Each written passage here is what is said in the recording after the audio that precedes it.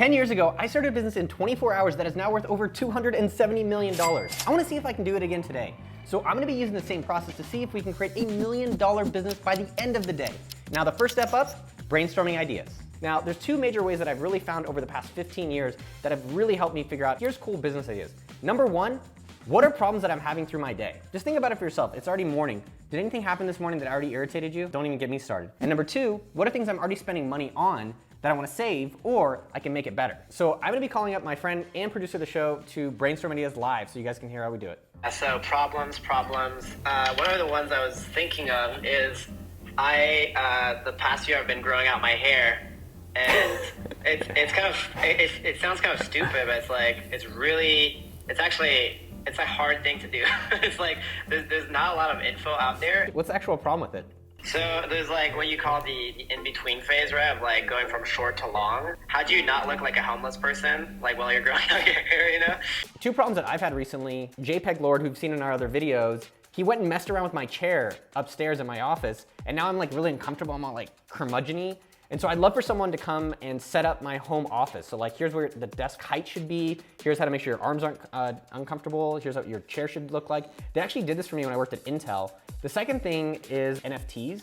I mean, we put a lot of videos out about it with JPEG Lord. We were like going through all these NFTs, and me and my buddy Andrew were like, can we just start like an NFT fund? And then you just go and actually like do all the buying whatever pictures of cats or dogs that you're excited about this week. Another problem that I'm having right now, since it's like going into tax season, I don't even know if this is much of a problem, but it's like, I feel like I don't understand crypto taxes at all. And I feel like it's really complicated. And so I'm like, how am I gonna approach this? You know, like, are there any experts that can help? Are there any like tax softwares?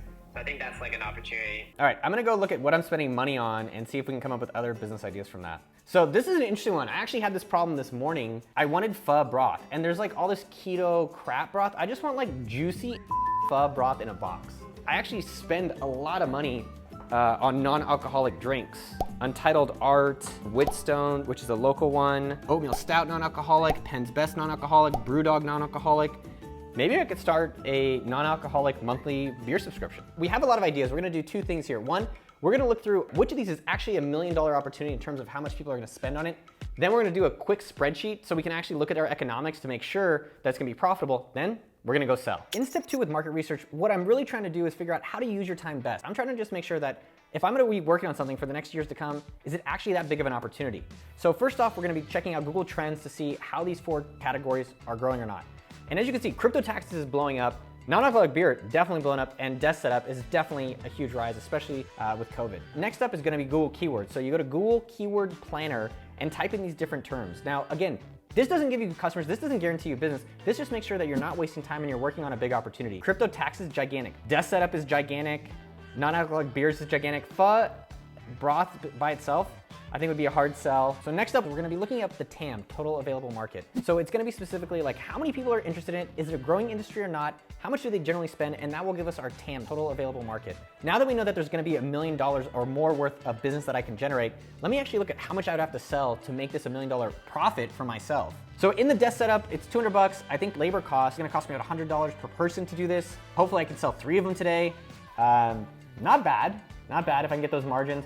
Non-alcoholic beer, it's $40, probably plus shipping. It's gonna be really expensive. For my Juicy S Pho broth, I would have to sell 37 of them to hit the same numbers. That is definitely harder. What's nice about the crypto taxes is that it's a labor cost. I'm personally just not that excited to go and help people do crypto taxes. I also think like Coinbase and Coin Tracker have services like that that do that. For me, I'm just gonna go with the home office setup. It's something that honestly I want for myself.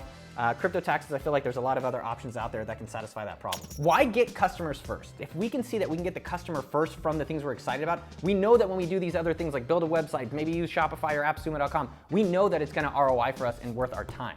So all this is about is saving money and time to find out what do people actually want. What I'm gonna do is I'm gonna do 2 things right now. I'm in a text group with a bunch of other guys that are in startups in Austin. I'm gonna actually just post as a question, hey guys, working on an idea, home office ergonomic setups, making sure your desk is super comfortable. Anyone else interested? So now we're actually gonna see if some of these guys are interested in it. And it's gonna be a little weird. Like, Probably none, but maybe some. Now, one thing when you're doing any of these $1 million weekend or starting a content business or starting a service business or a website business, some of these things are passive. But posting sometimes when you just post it and you're kind of like, well, let me just, post and pray. I don't recommend that. So what I'm gonna encourage you to do is actually just FaceTime people. Oi! You have a bunch of people that work for you at home, like at their home offices. So what I found super annoying at home working here is that what do I have the right desk and right chair, right setup? Is that something that you ever face as an issue when you're working at home? Yeah, I mean, I set up my office, but we also give home office stipends when people start working, in the first few months so that they can buy a desk and a chair and stuff. So it's not something that you would pay another company to go and help set up your people's I mean, not on my size. Whoa, it's Lex Luthor's accountant. What's going on? You have 2 minutes? How well do you feel like your home office setup is optimized for being comfortable? Like your desk and your chair and the positioning of everything? I take that very seriously. In fact, I can just show you right here. I mean, it's not all set up, but yeah, I got 2 desks over here for working so someone can work next to me. I got a little podcast studio set up. Dude, that's a great office setup. I want to hire someone to come over and do a home office comfortability review. I don't know if I would pay for it, but I'm sure a lot of people would because they have back pain and all that kind of stuff. Just because these people don't want it doesn't mean that other people don't want it. Not everyone is going to want your product, and that's a great thing. I got a quick update from that other group. They said, you should never have a budget. Will it be better than Herman Miller? And then I think I need to clarify, looking more to hire experts to come review your home office setup, make sure super comfortable. Joe, do you have 1 minute for a quick pitch?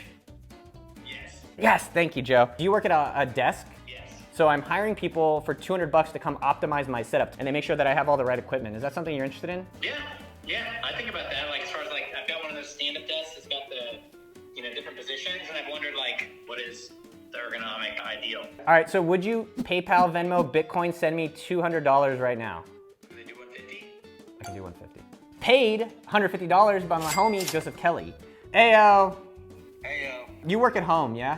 And in lifts all around the world. And you work in lifts. Have you had someone come over and actually optimize your setup and double check everything for you? No, that would be very helpful. Is that something that you would pay $200 today to have someone come in the next week or two to actually review everything to make sure that you're comfortable you do this 8 hours every single day? Heck yeah. You don't have to. You literally don't have to. I'm just saying this is something I'm gonna pay for myself, and I wanna see other friends who work at home if they're interested in it. Why not? Let's go for it. Another payment, $200. Do you guys see how the wheels are turning? It's not me trying to call and be like, you need to buy this and you need to do this. I'm like, yo, you sure you want this? Now, one thing you might be wondering is hey, your friend paid you money. Are you gonna deliver it? I will try to see if I can get that person to come to his house. And if not, I'll refund him the money and say, hey, I'm sorry that I'm not able to do it. And I don't think he's gonna be that disappointed by that. I didn't spend any money. I didn't build a website, and I've already made about $350 so far today. Let's actually go ask one of my neighbors to see if this is something he would want. How do you feel about your home office setup? About your chair position, your desk? Do you ever find it uncomfortable? Occasionally, yes.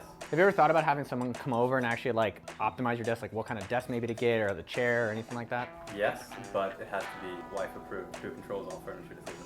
Would you pay today to have someone come do it? Sure. Would you pay $200? I'll give you 150. Could you send me 150 and I'll actually have someone come in the next 2 weeks? Yes. Okay. We got 3 sales today, which is definitely part of the $1 Million Weekend. How do we go from here to actually $1 million in revenue, or ideally $1 million in profit? I would start putting out content to building up an audience of other people that want their home offices optimized or set up. It's very popular content on YouTube.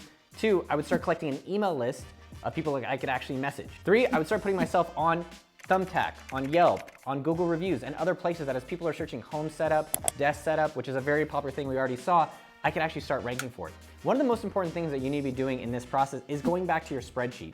So you did your unit economics, you need to start dialing in hey, I'm doing this, but I need to sell 20,000 of these to make $1 million. That's gonna take many years. So what you're gonna be doing is going back to your model regularly and saying, all right, what's actually helping me get to my $1 million and not? And that'll help you evolve to the right actual business model. If you like this video and want to see me go more in depth on the market research part, you are gonna love this video right up here. Make sure to subscribe. Uncle Noah loves you, and I'll see you out there. Pew, pew.